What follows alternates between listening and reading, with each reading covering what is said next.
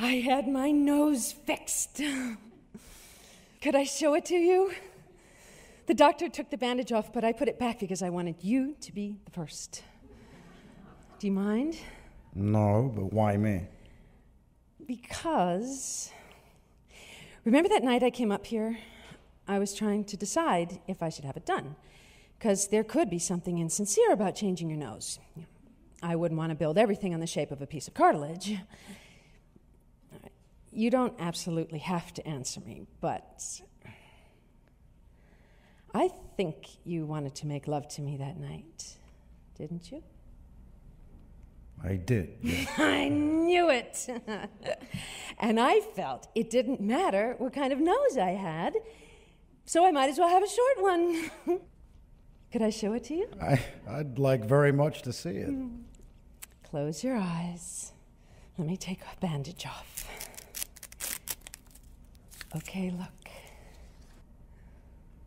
I'll always bless you. Always. And I even liked her first nose better.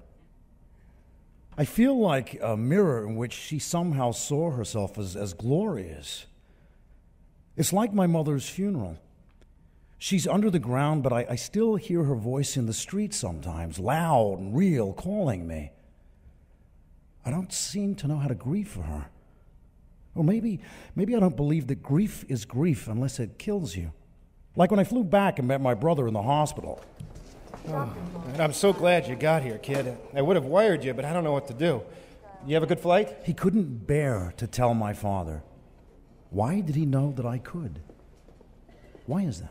But he was only operated on this morning. How can we walk in and say your wife is dead? It's like sawing off his arm.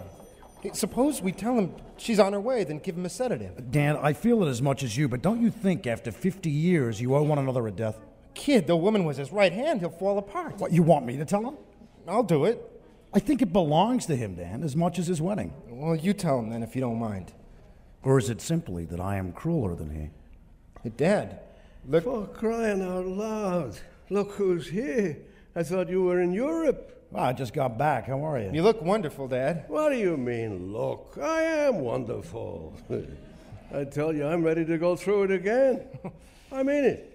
The way that doctor worries, I finally told him, look, if it makes you feel so bad, you lay down and I'll operate. Very nice man.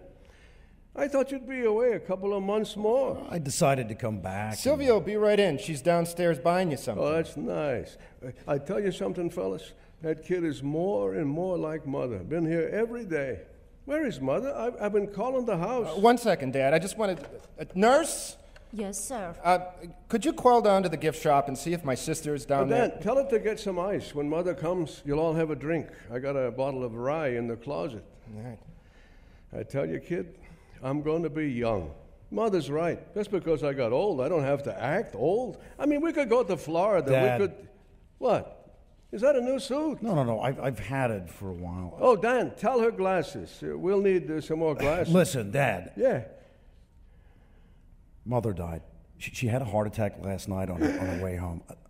Dad, I didn't want to tell you, but you had to know, didn't you? Dad, it's nobody's fault. Well, somebody had to tell him, didn't they? And who loves him more, the ones who offer him a sedative? But why feel guilty for telling the truth? Or is there something else behind it? Close your eyes, okay? Maybe Felice sticks in my mind because I didn't lie to her, not one lie. I'll always bless you. The trouble is, telling the truth leaves you kind of cold.